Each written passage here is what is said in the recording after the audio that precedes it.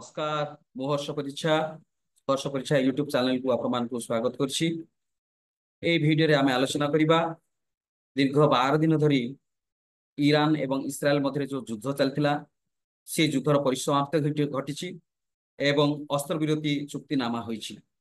ଏ ସମସ୍ତ ବିଷୟବସ୍ତୁକୁ ନେଇ ଆମେରିକାର ରାଷ୍ଟ୍ରପତି ଡୋନାଲ୍ଡ ଟ୍ରମ୍ପ ଦେଶବାସୀ ବା ବିଶ୍ୱବାସୀକୁ ଆଶ୍ୱସ୍ତ ଦେଇ ସେ କହିଛନ୍ତି ଯେ ଆପଣଙ୍କର ଇରାନ ଏବଂ ଇସ୍ରାଏଲ ମଧ୍ୟରେ ଯେଉଁ ଯୁଦ୍ଧ ଚାଲିଥିଲା ତାର ପରିସମାପ୍ତି ଘଟିଛି ଏବଂ ବିଧିବଦ୍ଧ ଭାବରେ ଅସ୍ତ୍ରବିରତି ଘୋଷଣା କରାଯାଇଛି।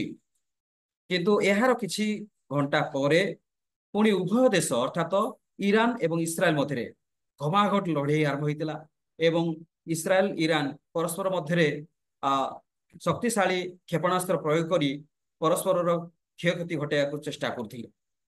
ତ ଏହାର ସମ୍ବାଦ ଯେତେବେଳେ ଚାରିଆଡେ ପ୍ରଘଟ ହେଲା ତାହାକୁ ନେଇକି ରାଷ୍ଟ୍ରମୁଖିଆ ଅର୍ଥାତ ଇସ୍ରାଏଲର ରାଷ୍ଟ୍ରମୁଖିଆ ଯିଏକି ପ୍ରାଇମ ମିନିଷ୍ଟର ବେଞ୍ଜାମିନ ନେତାନ୍ୟାହୁ ଏବଂ ଇରାନର ରାଷ୍ଟ୍ରମୁଖିଆକୁ ସେ ସଚେତନ କରି ବା ଚେତାବନୀ ଦେଇ କହିଲେ ଯେ ଅସ୍ତ୍ରବିରତି ହେବା ସତ୍ତ୍ୱେ ଆପଣମାନେ ପରସ୍ପର ଯୁଦ୍ଧ ବିରତି ହେବା ପରିବର୍ତ୍ତେ ବା ଆପଣଙ୍କର ଯୋଉ କ୍ଷେପଣାସ୍ତ୍ର ପ୍ରୟୋଗ କରି ମାଡ଼ କରୁଛନ୍ତି ପରସ୍ପର ମଧ୍ୟରେ ସେଇଟା ଦେଶବାସୀ ପାଇଁ ବା ବିଶ୍ୱବାସୀ ପାଇଁ ଗୋଟେ କ୍ଷତିର କାରଣ। ତେଣୁ ଯଥାଶୀଘ୍ର ଏହାର ପରିସମାପ୍ତି ଘଟେଇବେ। ଯଦି ଏହାର ପରିସମାପ୍ତି ନ ଘଟେଇବେ ବା ଆପଣମାନେ ଅସ୍ତ୍ରବିରତି ନ କରିବେ ତାହେଲେ ମୁଁ ଦୁଇ ଦେଶ ଉପରେ ଆପଣଙ୍କର କଠୋର କାର୍ଯ୍ୟାନୁଷ୍ଠାନ ଗ୍ରହଣ କରିବି। ତ ଏଇ ବିଷୟବସ୍ତୁଟି ଡୋନାଲ୍ଡ ଟ୍ରମ୍ପ ସେ ଯେତେବେଳେ ଆପଣଙ୍କର ହେଗ୍ରେ ଅନୁଷ୍ଠିତ ହେବାକୁ ଯାଉଥିବା ନାଟୋ ଶିଖର ସମ୍ମିଳନୀ ସେଠିକି ଯାଉଥିଲେ ତା ପୂର୍ବରୁ ସେ ଆପଣଙ୍କର ଟ୍ରୁଥ ଆମେରିକାର ଗୋଟେ ସୋସିଆଲ ମିଡିଆ ଅଛି ଟ୍ରୁଥ ସୋସିଆଲ ମିଡିଆ ସେ ଟ୍ରୁଥ ସୋସିଆଲ ମିଡିଆରେ କହିଛନ୍ତି ଯେ ବର୍ତ୍ତମାନ ପରିପ୍ରେକ୍ଷୀରେ ଯାହା ଆମେ ଦେଖୁଛୁ ଯାହା ଆମେ ଶୁଣିଲୁ ଯେ ଉଭୟ ଦେଶ ମଧ୍ୟରେ ଶାନ୍ତି ପ୍ରତିଷ୍ଠା ହେଇଛି ଏବଂ ଅସ୍ତ୍ରବିରତି ହେଇଛି ଯୁଦ୍ଧର ଅବସାନ ଘଟିଛି ଆଉ ଫର୍ଦର ଆପଣଙ୍କର ଯୁଦ୍ଧ ହବ ନାହିଁ ଉଭୟ ଇରାନ ଏବଂ ଇସ୍ରାଏଲ ମଧ୍ୟରେ।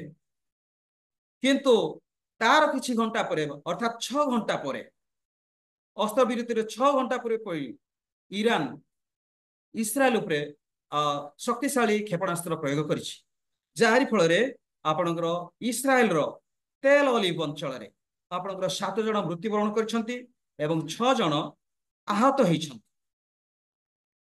ଏହା ମଧ୍ୟ ପ୍ରଘଟ ଯେତେବେଳେ ହେଲା ଏହାର ଦୃଢ ନିନ୍ଦା କରି ଏହାର ଦୃଢ କାର୍ଯ୍ୟାନୁଷ୍ଠାନ କରିବା ପାଇଁ ପ୍ରଧାନମନ୍ତ୍ରୀ କ୍ଷମା କରିବେ ଆମେରିକାର ରାଷ୍ଟ୍ରପତି ଡୋନାଲ୍ଡ ଟ୍ରମ୍ପ ଟ୍ରୁଥ ସୋସିଆଲ ମିଡିଆରେ ଉଭୟଙ୍କୁ ଚେତାବନୀ ଦେଇ କଡ଼ା ଚେତାବନୀ ଦେଇ ସେ ତାଗିଦ କରି ଲେଖିଲେ ଯେ ଉଭୟ ଦେଶ ଏଇ ସମୟ ଠାରୁ ଆଉ ପରସ୍ପର ମଧ୍ୟରେ ଆକ୍ରମଣ କରିବେ ନାହିଁ।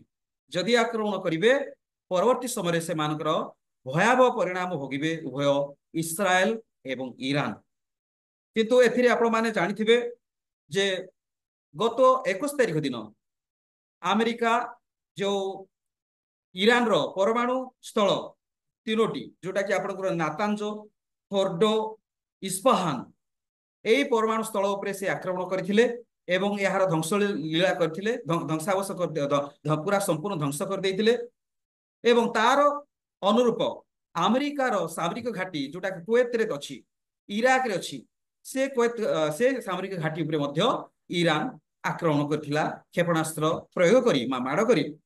କିନ୍ତୁ ତାର 48 ଘଣ୍ଟା ଭିତରେ ଆମେରିକାର ରାଷ୍ଟ୍ରପତି ଡୋନାଲ୍ଡ ଟ୍ରମ୍ପ ସେ ଯୋଉ ମୋଡ ପରିବର୍ତ୍ତନ କରି ଯୋଉ ଯୁଦ୍ଧ ଅସ୍ତ୍ରବିରତି କରାଇ ଦେଇଛନ୍ତି ଉଭୟ ଦେଶ ମଧ୍ୟରେ ଇରାନ ଏବଂ ଇସ୍ରାଏଲ ମଧ୍ୟରେ ଏହା ସମସ୍ତଙ୍କ ମନରେ ଗୋଟେ ଚକିତ ସୃଷ୍ଟି କରିଛି ବା ଆନ୍ଦୋଳନ ସୃଷ୍ଟି କରିଛି ଏବଂ ଏଥିରେ ଏଇ ଯୋଉ ଅସ୍ତ୍ରବିରତିରେ ଶେଷରେ ଯେତେବେଳେ ପରିବେଶ ଶାନ୍ତ ଆସିଲା ଇରାନର ରାଷ୍ଟ୍ରପତି ମସୁଦ ପେଜେସ୍କିଆନ ସେ ମଧ୍ୟ ସ୍ୱୀକାର କରିଛନ୍ତି ଯେ ଡୋନାଲ୍ଡ ଟ୍ରମ୍ପ ମଧ୍ୟସ୍ଥି କରି ଆମର ଅସ୍ତ୍ରବିରତି କରିଛନ୍ତି ଏବଂ ଏହାକୁ ଆମେ ସସମ୍ମାନେ ଗ୍ରହଣ କରୁଛୁ ଏବଂ ଆଜିଠାରୁ ଆମେ ଅସ୍ତ୍ରବିରତି ଠାରୁ ଦୂରରେ ଅସ୍ତ୍ରବିରତିର ଯୋଉ ରାଜିନାମା ଅଛି ବା ଘୋଷଣା ଅଛି ତାକୁ ଆମେ ମାନିନେଲୁ ଏବଂ ଫର୍ଦର ଆମେ ଆଉ ଆଗକୁ ଯୁଦ୍ଧ କରିବୁ ନାହିଁ।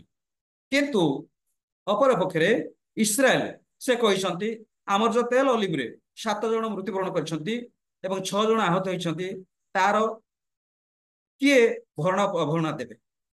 ତ ଏଥିରେ ଆମେ ମାନୁଛୁ କହିବାର କିଛି ଆବଶ୍ୟକତା ନାହିଁ କିନ୍ତୁ ଫର୍ଦର ଯଦି କୌଣସି ଅଘଟଣ ଘଟେ ଇରାନ ତରଫରୁ ତାହେଲେ ଇରାନର ସମସ୍ତ କ୍ଷୟକ୍ଷତି କରିବା ପାଇଁ ଆମେ ଯଥେଷ୍ଟ ଯତ୍ପରୋନାସ୍ତି ଚେଷ୍ଟା କରିବୁ। ଏ କଥାଟି ଚେତାବନୀ ଦେଇ ସେ ମଧ୍ୟ ଯେ ଇସ୍ରାଏଲର ପ୍ରଧାନମନ୍ତ୍ରୀ ବେଞ୍ଜାମିନ ନେତାନ୍ୟାହୁ ଅସ୍ତ୍ରବିରତି ଘୋଷଣାକୁ ସେ ଆକ୍ସେପ୍ଟ କରିଛନ୍ତି ବା ମାନି ନେଇଛନ୍ତି। ଆପଣମାନେ ସମସ୍ତେ ଜାଣିଥିବେ ଯେ ଏଇ ଯୁଦ୍ଧ ଯୋଉଟା କେବଳ ଆପଣଙ୍କର କ୍ଷେପଣାସ୍ତ୍ରରେ ଯୁଦ୍ଧ ନଥିଲା, ୟାର ମୋଡଟି ଆପଣଙ୍କର ପରମାଣୁ ଅସ୍ତ୍ର ଆଡକୁ ଗତି କରୁଥିଲା। ତେଣୁ ସମସ୍ତ ବିଶ୍ୱବାସୀଙ୍କ ପାଇଁ ଏଇଟା ଗୋଟେ ଆତଙ୍କ ସୃଷ୍ଟି କରୁଥିଲା ବା ଭୟାବହ ସୃଷ୍ଟି କରୁଥିଲା। ବିଭିନ୍ନ ଦେଶ ମଧ୍ୟ ୟା ପ୍ରତି ଆରୋପ ପ୍ରତ୍ୟାରୋପ କରୁଥିଲେ। ତ ଏହି ପରିପ୍ରେକ୍ଷୀରେ ଯୁଦ୍ଧର ସମାପ୍ତି ଘଟିଯାଇଛି ଏବଂ ଅସ୍ତ୍ରବିରତି ହୋଇଛି।